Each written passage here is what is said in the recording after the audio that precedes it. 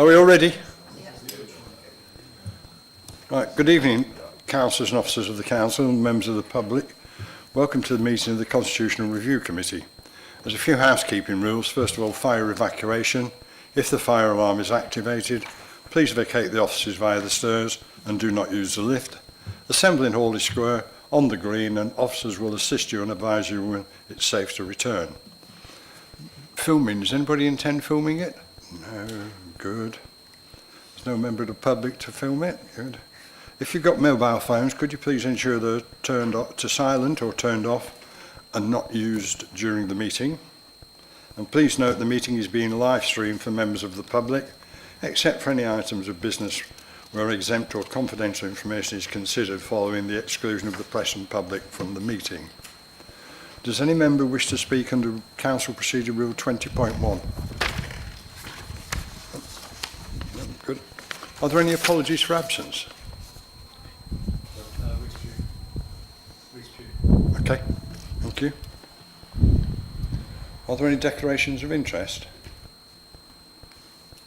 No, good. I move that the minutes of the previous meeting held on the 18th of February 2025 be approved and signed as a correct record. Could I have a seconder, please? Councillor Davis. Unless anyone objects to the minutes, I'll take them as agreed. Thank you. I move also that the minutes of the meeting of the extraordinary meeting held on the 18th of March 2025 be approved and signed as a correct record. Could I have a seconder, please? Yep. Unless anyone has any objections to the minutes, I'll take them as agreed. Thank you. Item agenda 4, cyber security and data protection. I'll ask Ingrid to introduce the report. Thank you, Chair. This report seeks to amend the Council's constitution to extend mandatory training to councillors to include annual data protection training and cyber security training. In view of the critical nature of this training, the report is also proposing that councillors should not be allowed to sit on any committee if they don't undertake these two critical pieces of training, as well as the required annual equalities training. The reasons for this are set out in the report, and they are really to highlight the real significance for the Council of information governance and cyber security. The Council is obviously at risk of significant fines from the Information Commissioner in the event of any data breaches. And although councillors are data controllers in their own right, they obviously handle lots of sensitive information and data on behalf of the council. So it's critical that they understand the legal framework. Cybersecurity, as we know, is a huge risk to the council and to all organisations indeed. And it's really important that councillors stay up to date with current practice to ensure that any risks in this regard are mitigated. Equalities, as you know, the council's got a public sector equality duty that is bound by, and failure to have proper regard to that duty gives rise to judicial review. So for those reasons, we're proposing that a change be made to the Constitution, making it mandatory for all councillors to attend annual training in relation to cyber security and data protection, and that councillors should not be allowed to sit on any committee if they do not keep up to date with the annual mandatory training requirements, which includes equalities, cyber security and data protection. Thank you, Chair. Thank you. Anybody any questions? Councillor Garner? Thank you. Yeah, I agree about this. I just wanted to double check. You say about not sitting on committees if you haven't completed your annual mandatory training, and we've mentioned 3 sets of training in this. Are they the only 3 sets of mandatory training? They are the only 3, but obviously planning, there's also a requirement to attend planning training, and you'll probably be aware that in relation to, there are proposals by the government in relation to councillors that sit on planning committees, so sort of a recognition of the requirement for a certain level of expertise in that regard. But other than planning, these are the only 3. Thank you. Yeah, I'm quite happy with the data protection. I also am on the data protection, the cyber security group and very aware of the issues that are discussed in that group. I'm quite happy about that one being mandatory, given the severity of the issue that has arisen before. But I'm not quite so sure about the other one, which equalities is already on, isn't it? That's already mandatory, and you have to sit on. You have to have completed it in order to sit on committees. It was the data protection one I wasn't so sure about. Equalities is mandatory, but there is currently no requirement that you can't sit on a committee if you don't attend annual training. So that would be a change. That's a proposed change. In relation to data protection, obviously that's highly linked to cybersecurity in terms of the way we manage data online, but the council is vulnerable to massive fines potentially from the Information Commissioner if people's data isn't properly protected and we don't have sufficient systems in place. And obviously having a requirement to for councillors and staff indeed to attend that mandatory training is a way of demonstrating to the Information Commissioner's Office in the event of a breach that we've taken all possible steps to mitigate any risks. It's so easy for data to be inadvertently shared, and it's really crucial, just by typing the wrong email, and it's really crucial that councillors and officers obviously remain aware of those risks and anything that they can do to mitigate those risks. And it's recognising that some of the data that the council holds, not only, if it were to be breached, it's financially prejudicial. We obviously hold lots of sensitive personal information, so it's about making sure that systems are in place to really protect that properly. Councillor Everett? Yeah, I think we all agree that these are very important matters, and I don't have any reservations about applying the sanction, if that's what it is, of not being able to sit in a committee if you're not prepared to do the equalities training. Where I struggle a bit is in understanding the connection between data protection and cyber security and attending meetings. So it seems to me that equalities training is essential if you're going to participate properly in meetings, which may be decision-making meetings, and need to inform your understanding of how the council makes decisions. I'm not really sure what the linkage is between data protection and cyber security, other than it's an available sanction and there aren't any other available sanctions. So I don't know if officers could elaborate on that for me. Well, that's exactly it, in fact. There isn't any causal link between decision making and cybersecurity and information governance, but obviously in terms of managing casework, in terms of the way information is shared in relation to private and confidential information that's covered by section or schedule 12A of the Local Government Act, that kind of information, understanding what that means, that's obviously relevant to meeting attendance, but it's more to do with the general management and operation as a councillor. There obviously isn't such a direct causal link. Clearly, in terms of any decision-making, equalities is something you have to consider at that point. So to that extent, it's relevant. But obviously, just in day-to-day operational councillor activity, how councillors operate, being mindful of all of those provisions is really important. But obviously, it doesn't have the same link to decision-making. So really, your analysis there is exactly right. Councillor Austin? Thank you, Chair. I just wanted to ask about practicalities about the training. When are we hoping this is going to start? How are we going to make sure that sufficient sessions of training are made available for councillors to be able to take those up so that there isn't any hiatus in normal committee business? Thanks for that question.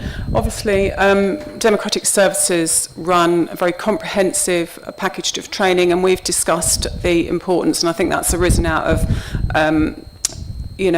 discussions at this committee, the importance of having some online and making it much more accessible so it's not too onerous, and looking at times.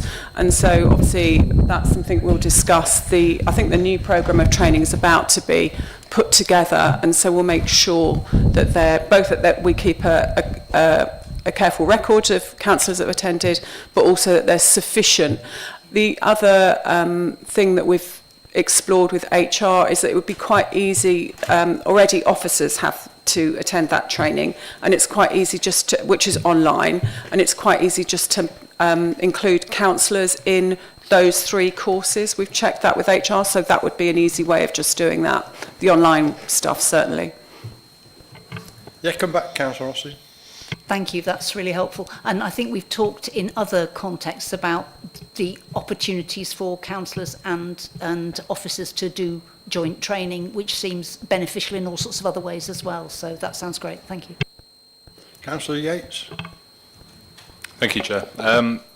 Yeah, I think, as Councillor Everett said, the principle is really important of this report, and especially with on equalities, I'm 100% agreement. We've got a public sector equalities duty. We need to be proving that we are doing the training, and there should be sanctions, and I think this is the right way to go. Similar to Councillor Everett, I am concerned about setting a precedent with cybersecurity and data protection, because as a cabinet member for health and safety, I could put a case forward, actually health and safety should be taken into account when decision making, especially when there are budgetary there are budgetary concerns as well. And I do feel like we're kind of pushing a bit too far just on the cybersecurity element. I think there's other ways we could approach this, potentially with focusing on like cabinet member and shadow cabinet, or on like other options which don't have disciplinary measures, because I think, as I remember going back to when I was a new councillor, there is a lot of training already, and trying to limit your accessibility to committees based upon your availability on a random evening or 2 random evenings, it feels a bit too harsh. Whereas equalities training is clearly part of key decision making. I can't quite see that link with cybersecurity. But my question, I guess, is like, for online training, like we do a lot of online training in person or online in person at set times, but in most companies now you can do training which is you can access at any time. And surely that would be a better way to approach some of these items, and are we taking that into consideration? Because that way councillors could find a lot more flexibility to do more training than is currently being offered, because they could do it any time of day. Thanks. The training that's provided through the council, you can access it at any time. So if we can easily make that accessible, we're advised by HR to councillors, and so you could do that at any time. And I just really want to say, just in terms of, I understand what you're saying about decision making and cybersecurity and information governance or data protection, but really the risk to the council is so great, and the implications are so significant of a cyber attack that I think it's incumbent upon everybody to really fully understand all that they can do to mitigate those risks. Because I mean, I've worked, done some work for Hackney when they were a year after their first cyber attack, and they lost absolutely everything and were still nowhere near recovered a year on. So the consequences of a breach are so significant that really that's what we're saying, is that's what these proposals are seeking to recognise, just firstly how great that risk is, and secondly how damaging and how significant the implications of that in the eventuality of that a cyber attack occurring. Yeah, Councillor Yates. Yeah, it was just on that.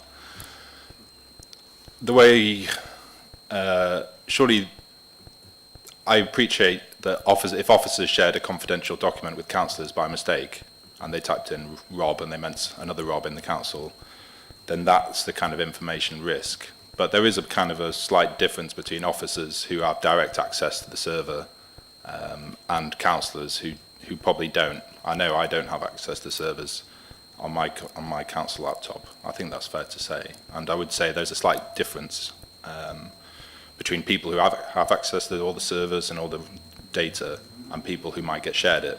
But I appreciate that the risk is the council's risk. But I'd probably suggest it's probably more likely to be the council officer's risk, primarily because they've got access to the data on a day-to-day rather than an ad hoc risk. And so, like, the question, I guess, is have any of the data breaches come from councillors in other incidents? Because that would be important to know. Are we trying to mitigate something that has occurred due to councillors leaking data, or not leaking data, breaching data, or is this a risk that about council officers? I mean, I don't have exact statistics, but I could certainly get those for you. But I am aware that it is an issue for both councillors. As I said, I don't have exact statistics, but I am aware of at least a couple of matters, and I don't know exactly how they played out, but that certainly involve councillors in relation to data breaches. Mr Hughes? Just to just go back on the type of training, how it would work. So very much it's a self-service online portal that I say you can access 24/7. You simply log in. Each module is about 40 or so minutes long, roughly, which takes the form of video and interactive questions as you go through. And at the end, there's I don't like to use the word test, but some questions at the end to make sure that you've not just simply clicked all the way through. So yeah, so it's those sort of three things. So you're looking at 2 hours, isn't it, roughly? 40, yeah, 3 times 40. Yeah. 2 hours, yeah, but 2 hours of worth of training that you can do pretty much whenever you like across, that fits around your availability and your busy and not busy times. Can I ask, can you pause your training halfway through if you need to take a break or something else happens? Yeah, you can, yep. It saves the progress as you go. Councillor Davis? I'm going to quote the complete opposite to my colleagues, but you won't be surprised perhaps, but it's not political. I think this is absolutely vital because we live in a digital age. We're extremely vulnerable.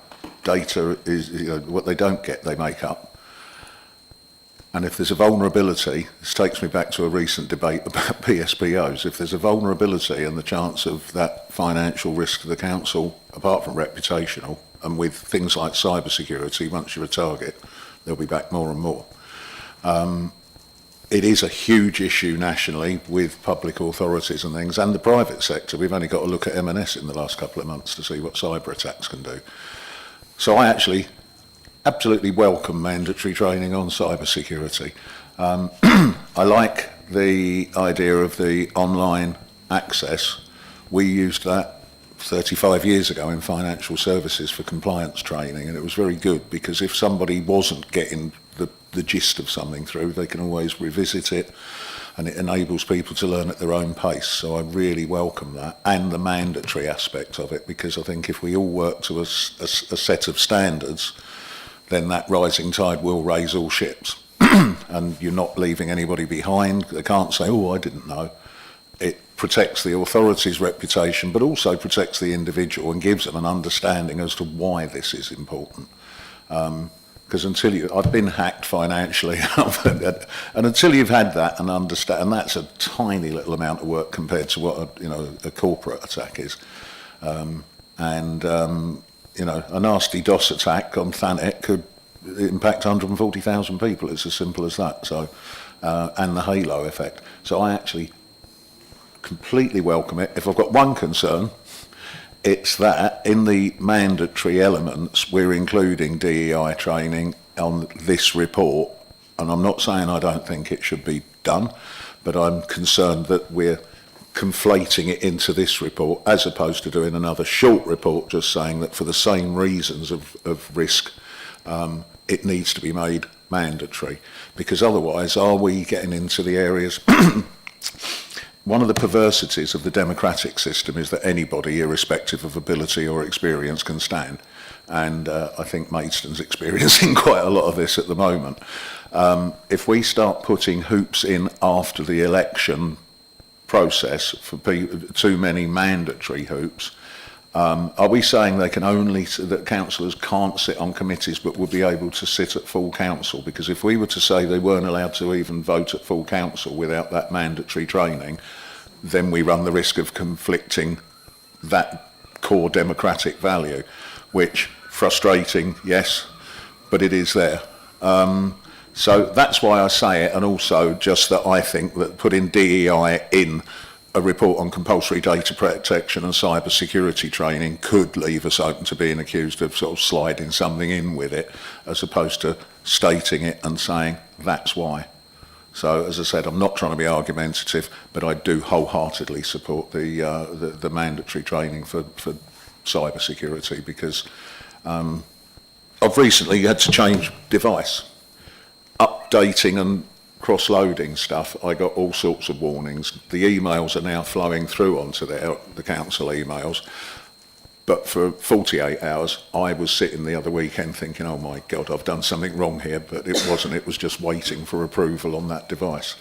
But it's made me particularly aware, I think, of not falling into breach, let's say. I think the answer is, and I speak as a spokesman for one of the parties, if in doubt, say now. You know, if you're not sure of what you're saying.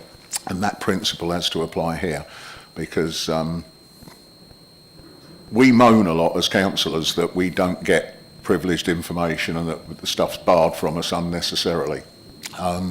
So I don't think it's right that we should then argue about signing up to a protocol that makes us aware of the need for that security and all the rest of it. And perhaps with this, it would make the authority a little more comfortable with its relationship with the elected members when it comes to sensitive information and its handling. Thanks. Yeah, just to say that I note what you say, and obviously Councillor Everett and Councillor Yates have also pointed out the difference between equalities being kind of integral to decision making, whereas cybersecurity and data protection are more about protecting the council both reputationally and financially and actually practically in so many terms as well. So they are different, but I can assure you I wasn't trying to sneak it in. It was just I wasn't trying to about, be... about embraces. I really wasn't trying to be sneaky. And for the record, there is no way I was saying that. What I was saying was that reputationally it could be suggested that why is that in there? If I was looking for a perverse argument there, I would have found a basis for one. So maybe that's just John's head. But as I say, utterly welcome it, but what we do have to address here or remember here is that DEI training is ideological, whereas this is factual and instant related, as it were, rather than an ideology. It's a protocol in order to achieve security. So that's why I think having those, then I think that but that's my only observation, as I say. Well, and with all due respect to my colleagues, I welcome this because I think the better trained we are. Could I also suggest perhaps that this is made available again to the parish and town councils in order to get that level playing field across the district? We can look into that, but I don't know whether they'll be able to access, you know, like we discussed last week, they were able to come to the physical training. I don't know whether HR will be able to allow those councillors access to the system, but we can certainly look into that. Councillor Fellows? Sorry, John just stole one of my questions. With the town and parish councils, I was going to say we are their monitoring body, so I think we should be offering, especially DEI and data protection. I think that should be offered to parish councils. I think they're very lax in their training. I think they do need to pick their training up again. Also, John asked a question. I don't think you actually answered it about whether that committee will include full councils. I think you're shaking your head. I can confirm it won't include full council. It won't. No. I just worry about that because we've got a lot of independents, a lot of councillors who are not on committees and might just use this as an excuse not to attend committees. Yeah, we've got independents who don't sit on committees. We've got a number of councillors who don't sit on committees. They might just use this as an excuse not to undertake the training. No, we couldn't prevent councillors from attending full council. That would be kind of stopping them from being a councillor, and we don't have the power to do that. Even with mandatory training? Yeah, we can't. I mean, there are specific rules set out in statute as to how, as you know, I'm sure, as to, I think you and I have discussed this previously about how a councillor may cease to become a councillor, and it's not, we couldn't stop councillors attending full council. So how will you enforce mandatory training to councillors that don't sit on committees? That's a very good question. We'll just have to... That's a very good question. We'll just hope that with, you know, with group leaders behind it and with, you know, peer pressure and with just raising the bar and raising the status of and the importance and highlighting the importance, and I think that's what this does, is really highlight the importance of these three issues, one for decision-making purposes and the other two, as I said, for the reputation and financial protection of the council. But we hope that, you know, that spreads. But I don't think that we've got any well, it would be a breach of the Constitution, obviously, breach of the provisions of the Constitution question, whether that would be a standards issue, not on the face of it, but yeah, persuasion, peer pressure, group leaders, influence, etc. That would be the way we'd hope to do that. And just one last thing. Sorry. Yeah, go on. I had just one final question. So obviously the training is going to be these virtual modules, which I think is great, and I think maybe all training should be looked at to go that way. I think training sessions that we have one morning offered, sometimes one evening. Obviously morning are out the question for a lot of councillors, and quite often these training come in at short notice, and we're all stretched in other meetings in parish councils, district councils. I just think if we could all training go that way, and it'd be easy to monitor then who's attended and who hasn't attended. I think that's the way we should go. I think that's it. If you want to cut that off, or yeah, I wasn't too sure you'd seen them. Councillor Crittenden, please. Yeah, thank you for letting me come back. My colleagues have picked up on where I was starting from and some of my concerns, and Councillor Fellows has nicked part of my thing. I'm just concerned about the implementation of the banning of the membership of committees on top of it. At what point do we stop? How many more courses become mandatory after these three? And I know that these three are important because I didn't mention it just now, but GDPR, I used to be a trainer in GDPR, so I do understand, and I know exactly what the financial consequences of that would be. It would close the council and worse. So I do understand that, but I just wonder, a blanket across all committees, it just concerns me, and that's the bit that I wanted to reiterate. Thank you. Councillor Everett. Yeah, I mean, we've spent some time talking about how important the cyber security and data protection training is. I don't think that anybody's disagreeing with that. I think we all agree that it's very important. I think the question which some of us have is about the sanction, and particularly a sanction that isn't actually linked directly to what we're trying to do. And a very good point's been made about the councillors who are not members of committees, because there wouldn't be any effective sanction against them. You know, they would actually have no peer pressure from their fellow group members to go and join in. So I think that's a flaw in the argument. I think there could be other ways of dealing with it. There could be, for example, that the people who haven't attended cybersecurity and data protection are named at full council. There could be other ways of dealing with it. I'm not convinced by the argument about excluding people from committees on those items. So I would ask that when we consider the recommendations, we consider them in two parts, because I'm happy to support the first one. I'm not at the moment happy to support the second one. Councillor Curry. Thanks, Chair. Yeah, my question's been answered. It was a combination of the two, and Councillor Everett has just finished the question off. But exactly the same. I just think the question should be asked in two parts. I think we all agree about the mandatory training, but a question mark against the second question. Thank you. Councillor Austin. Thanks for letting me come back, Chair. I just wanted to point out the really obvious, I think, which is that obviously this paper has focused on the impacts on the council, but we also need to bear in mind the impacts on our residents. If we are not properly trained and observant of equalities, if we're not properly trained and observant on data protection, we could actually cause serious problems for the residents we're working with and we serve. And it might be even that those councillors who are not on committees are respond to that argument, even if they don't respond to other arguments. They might not. Anybody else wish to raise anything? I think we're safe to say we can break down the recommendations into two. So have we got a proposer for recommendation one? Seconder? Councillor Britcher. Okay. All those in favour? Those against? No, none against. No abstentions? No. So do councillors agree? Brilliant. Right, recommendation 2. Can I have a proposer, please?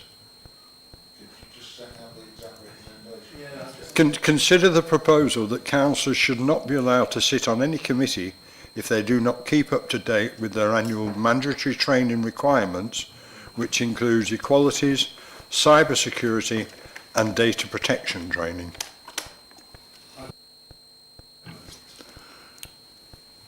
Yeah. The councillors who do not undertake the training are named at full council.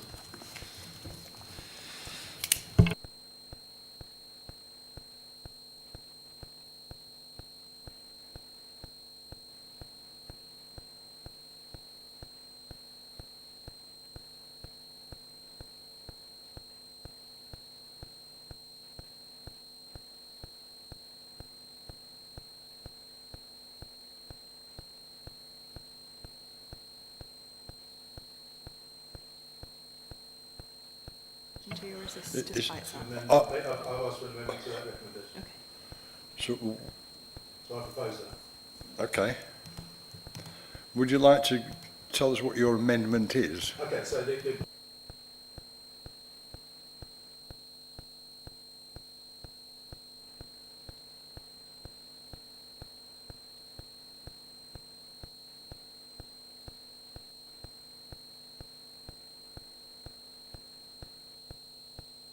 Councillor Davis?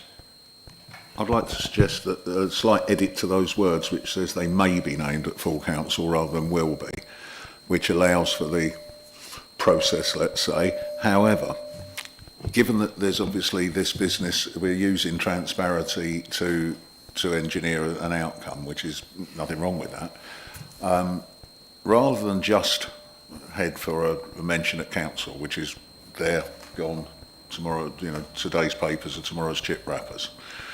If we had a page on the website confirming councillors' training, and not just the mandatory, but what we're trained in all areas, then that would enable people to refer to that chart. It's a bit like a production board in a sales office. Nobody wants to be on 0 or at the bottom of the list. And therefore, if we published a chart of councillors showing what training they've completed, then at any point they run the risk of being exposed for that. That doesn't, I think, breach any data requirements, but means that there's a permanent record, and it's not, you know, it could be backed up with a mention in the chamber by all means, but it would, I'm trying to use kind words rather than, but it would put people on the spot where, you know, nobody wants to be highlighted as the one who hasn't. Nick, do you want to say something? So we don't have a table quite like that, but all of your training records are already on the councillors' web pages. So everybody's training record is already on there. So if you want to have a look and see the courses that you've done, but yeah, there's no. But a reason why we single couldn't have point a of separate, contact related to this we could do a separate table if you just throw it wanted out to. there.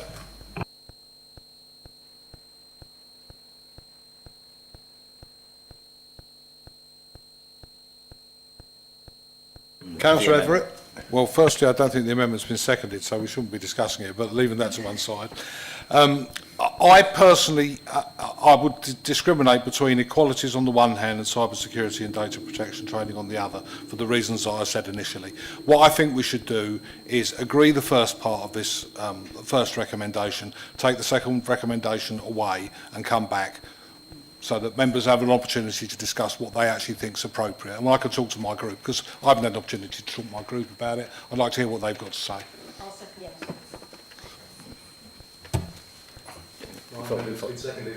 Yeah, I was going to say, Do you want to carry on with your amendment?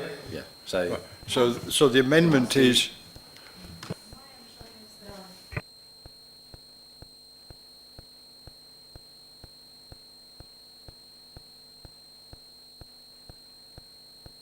Right, so the amendment, does anybody want us to read over it again? Yes, please. Right, probably glasses on. Consider the proposal that councillors should not be allowed to sit on any committee if they do not keep up to date with their annual mandatory training requirements, which includes equalities, cybersecurity and data protection. If they do not complete their training, councillors would be named at council meetings. You want maybe changed. So I've got a proposer and a seconder. Those in favour? 1, 2.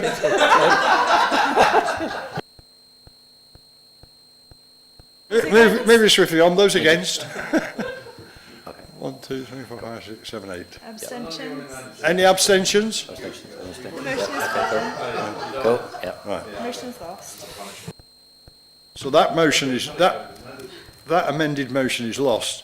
Councillor Everett, do you want to turn that into a motion or just?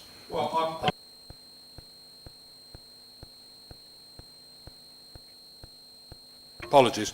I'm asking really that we withdraw the second recommendation and that groups take it away and discuss it and come back with a proposal to a future meeting, to be honest. Councillor Austin?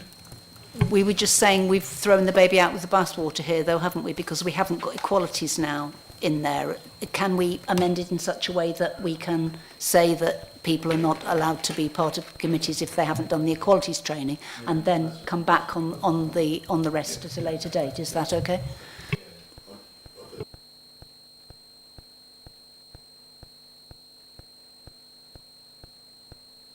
May I? I think based on what we have been saying here, a combination of officers looking at it as well as the groups, and coming back at a later date with all three of the sanction for all three, rather than just trying to put one through and not the other two at the moment. Councillor Davis? I'm happy to support that, despite my esteemed colleague's motion falling. I think I do think that Councillor Everett's point is well made, and that a withdrawal for further consideration. It's frustrating, obviously, because it would be good to get this into place, and the risk to the council doesn't go away in the meantime. So could I also just add that we need to come back to this fairly promptly and not in 3 months or something? So are we treating it as a recommendation from Councillor Everett, as a proposal? Well, I don't know as I can move a proposal to withdraw a recommendation, because the recommendation is a recommendation. That's exactly right. So I'm asking the chair to move that we defer it to the next meeting. Right. In that case, the chair will make an ultimate decision. Recommendation 2 will be deferred for a later date for members' leaders to discuss it with their members, and we will discuss it with officers. Are we all agreed to that? Excellent. Thank you very much.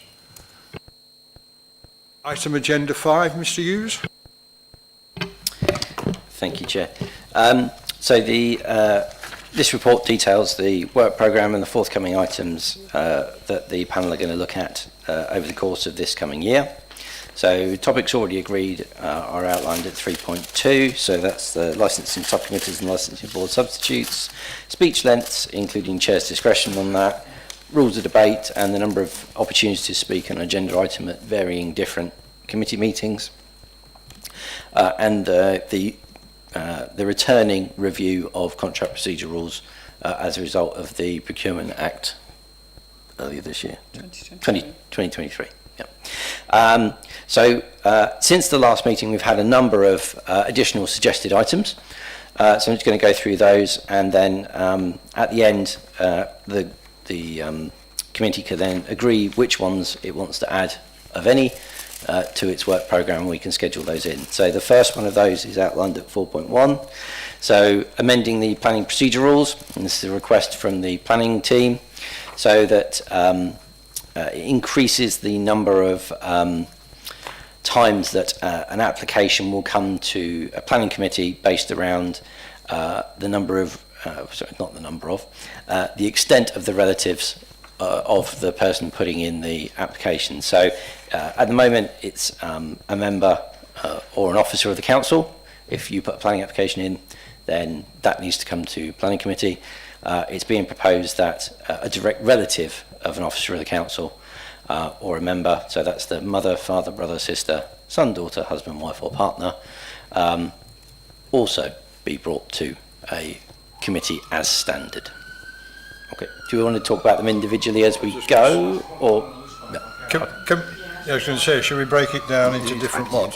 Councillor I Everett. think it's important we don't discuss the item tonight, because otherwise we'll be here all night.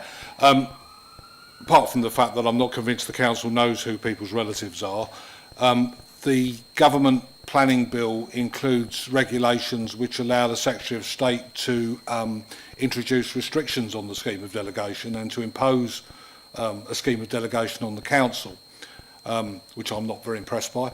But it would seem to me that there's an interaction between that and this, and I know that there is provision in there about applications which have to come to committee, but we would need to understand what the Secretary of State is doing before we could usefully amend our own constitution, I would think. Crittenden. Yes, certainly I support Councillor Everett's comment. I would also like to add that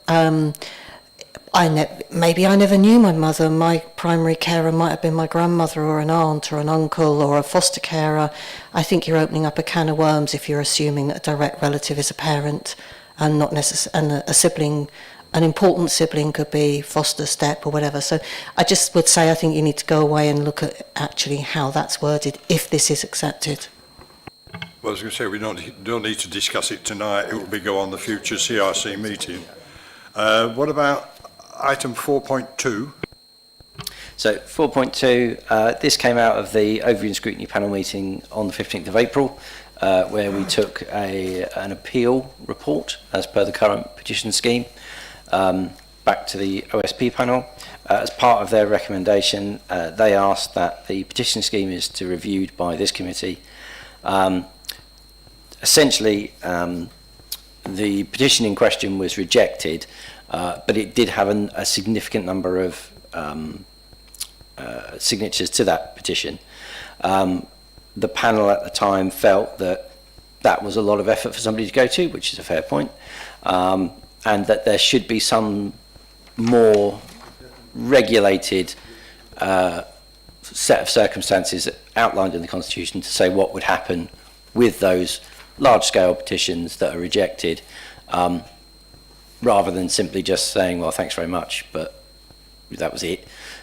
It's something along the lines of treating it as a correspondence piece and sending it to an officer to deal with. So, again, decision for the committee, do we want to go away and come up with a report on that subject, which will obviously have full options and various different bits and pieces in it for you to come back and consider at the next CRC panel. Can you do 4.3, please, Nick? Yeah, so Councillor Pugh has asked for an item potentially looking at having or putting a restriction into the council's constitution so that the portfolio holder or the leader shouldn't sit on planning committees, which is as per the LGA's probity and planning guidance, and there's a quote there that he's included to explain that.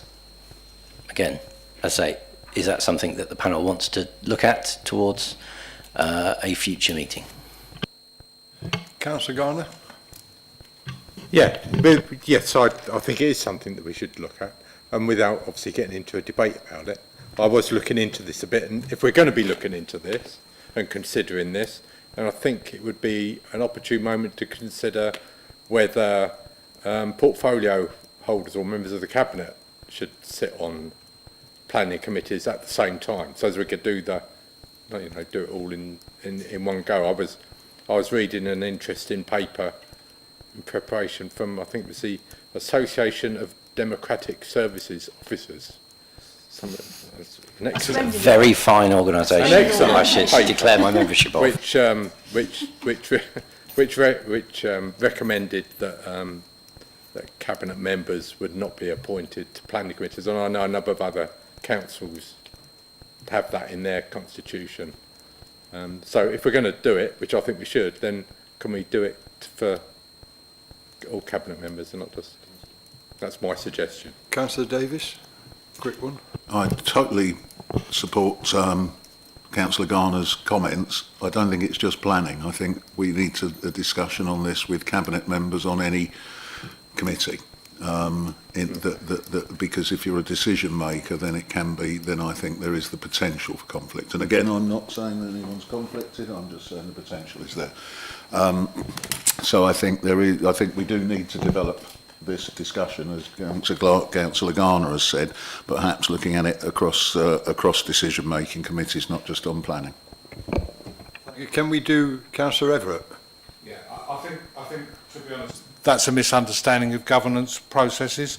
I mean, it'd be absurd if cabinet members couldn't sit on this committee and be involved in the discussion about the council's constitution. I can't see any that would make any sense whatsoever.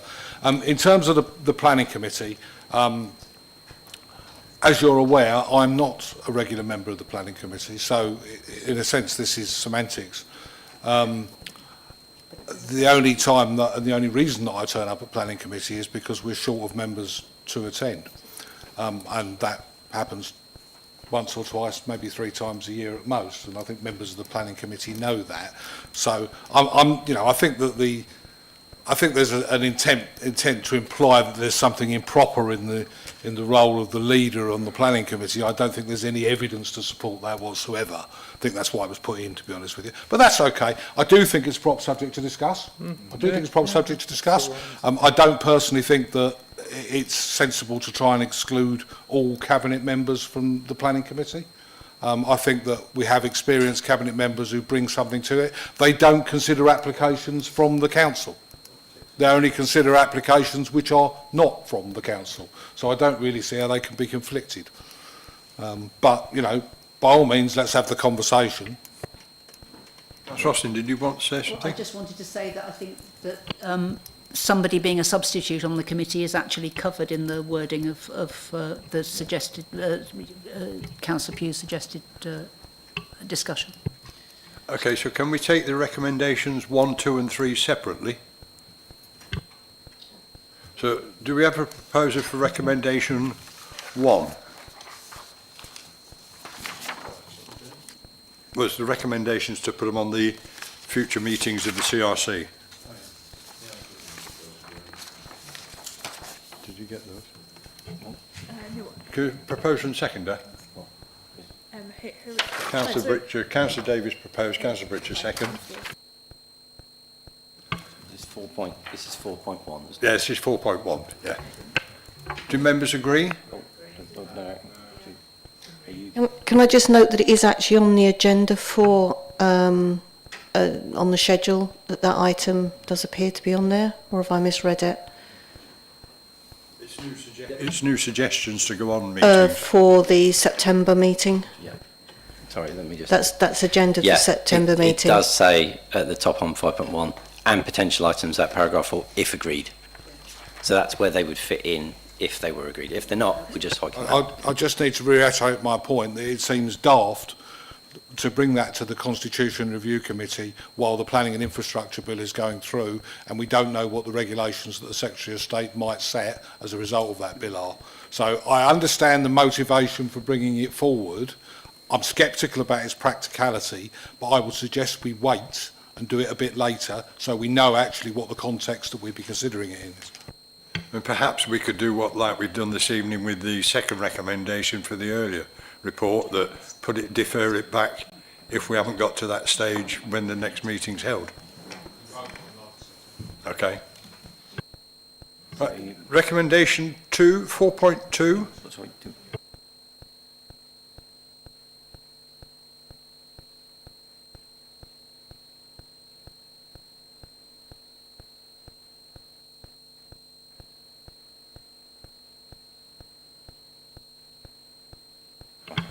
So 4.2, the request from the Overview and Scrutiny Panel about petitions.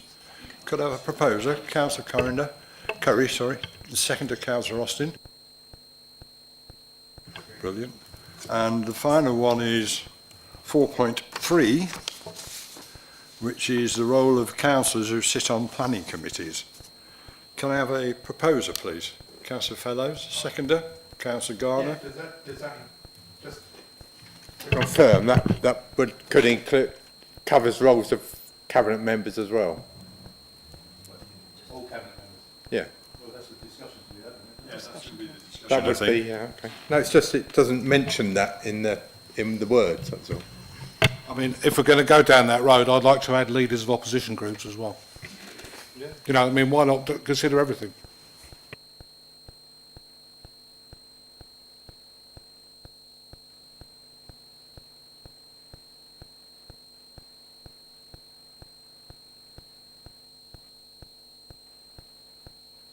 So can we have a proposer, please? Councillor Fo, have done it? Do members agree? Just one final thing before we close the meeting. How soon do members want to come back on what we've deferred this evening? Could, if I can make a suggestion, as the planning procedures item is now on the work plan but without a specific date, there's now a empty space in the next meeting. So we could bring it back to the next meeting if you wanted. When's that? September? The 9th of September, yeah. Is that not too long? Well, realistically, there's only a week and a half before the deadline for the council meeting in July. I don't think that's this. So it's not going to be resolved, and then the next council meeting is not until October anyway. So we couldn't change anything before then. Councillor Crittenden. Yeah, I might have jumped ahead slightly because I wanted to query something on item 5 and I thought you were about to jump past that. So can I do that now or?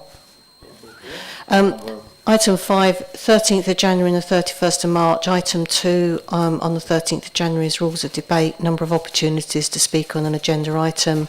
And 31st of March is speech lengths including chair's discretion. I've got a feeling that that's the one item that I had put on the work schedule some time ago, and I think that that's the one that I see as one item rather than as two separate items. It's because it basically at the moment all committees are nobody can speak more than once and no more than 3 minutes on anything, and I think those two should, I mean obviously that we don't do that in the committees, but I think those two parts should be together. That's all. Happy to change it so we swap number 1 on the 31st of March with number 1 on the 13th of January. And then we can consider both those issues at the same meeting.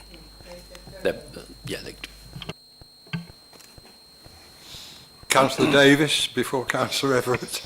Just hopping back to 4.3 and 4.4, which we didn't actually mention, and probably, did we vote on 4.3? So I'm not, right. 4.4 says about adding items to future meetings and so on, but there is one that I'd like to throw to this meeting because I believe with Councillor Everett here we might get a fairly prompt solution. There was a vote a while ago because, funny enough, comes back to not cyber security but information security, where the leaders' report for full council is just bullet pointed to the other group leaders.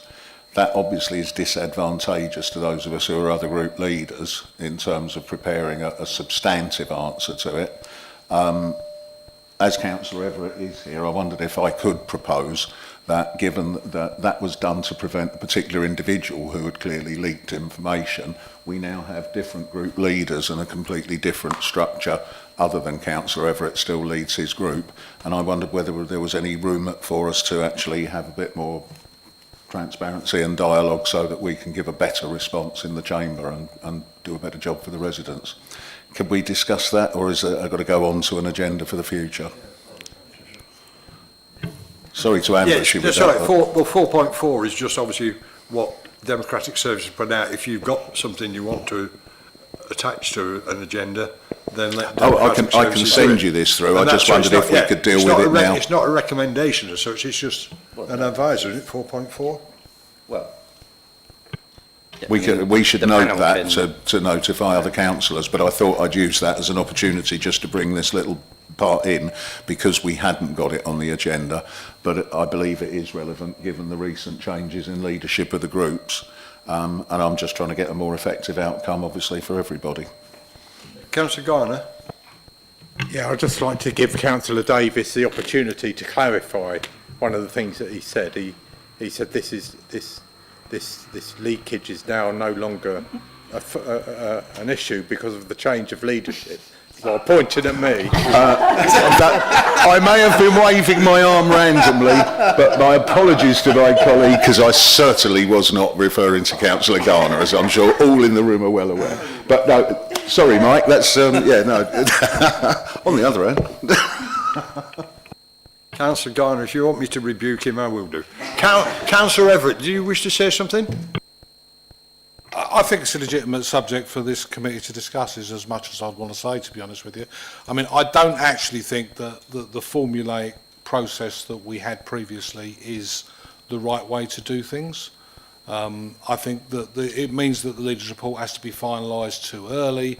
It becomes too flat because it has to be written down and shared with the opposition leaders. I'm not really sure that the opposition leaders are at a massive disadvantage, but I think if there are ways of doing it better, that's possibly something that could be resolved outside of the constitutional process. I also don't like changing the constitution backwards and forwards in response to the behaviour of a small group of councillors, basically. Don't think that's how we should really operate. But if we want to have a conversation here, fine. Probably better to have a conversation outside here. Which I'd be very happy to accept, and I'm sure my colleagues as other group, or Tricia will. So thanks for that, Rick, and thank you for the indulgence to discuss it here, Chair. I think we will leave it as that then and let the leaders discuss it with themselves outside, and if it needs to come to us, it will in due course. Has anybody else got anything else to say? No? Meeting closed. Thank you all very much for attending.